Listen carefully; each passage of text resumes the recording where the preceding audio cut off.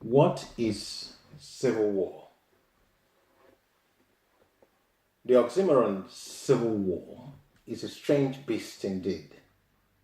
It neither describes what, by any imagination, is civil about it, nor does it elucidate on the salient features of the nature or character and range of its being. All the civil war connotes is that it is an internal war occurring within a seemingly sovereign state, which in the Africa case would be a reference to its Berlin state or states. Its opposite, supposedly, is the interstate war. Since the beginning of the presumed restoration of African independence epoch in the Sudan in January 1956, interstate wars in Africa are in fact an exception. Just a handful, not more than 5. Even here, the genesis of the Ethiopia-Eritrea War, May 1998 to June 2000, one of the 5, is located in the internal wars of old imperial Ethiopia.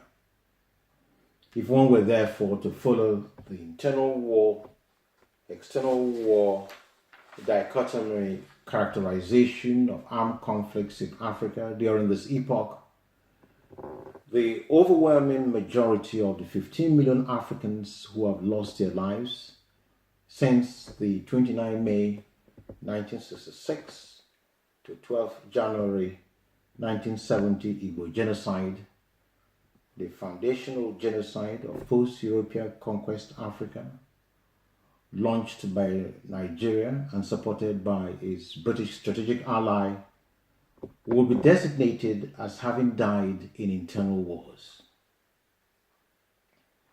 Scholars and others who promote the civil war tag, particularly in Africa, have often done so merely to privilege the extant Berlin state configuration and its principal or dominant protagonists in the conflict: state, government, central government, federal government, etc., over oppositional or insurgent protagonists, often cast as regionalists, secessionists, rebels, or worse.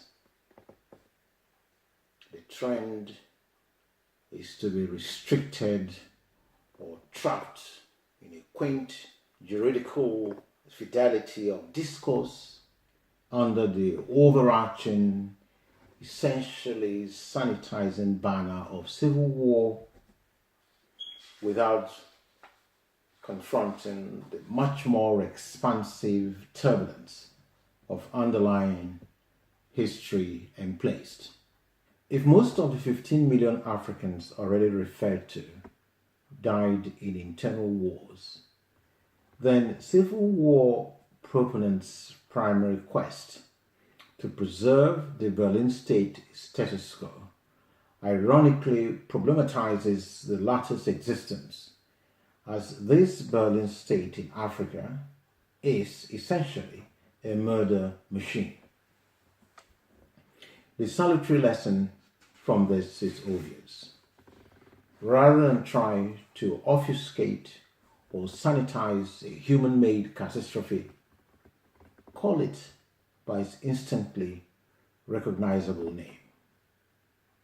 So when a state called Nigeria, supported by its ally Britain, embarks on the premeditated murder of Igbo people in southwest Central Africa, starting off on the 29th of May 1966 to 12 January 1970, and subsequently, what is going on there is a genocide.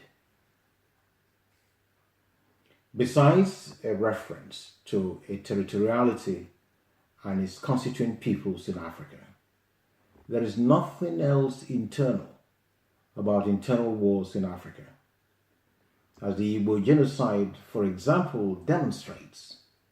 This crime against humanity would probably not have occurred without the central role played by Britain, an external power right from its conceptualization to execution.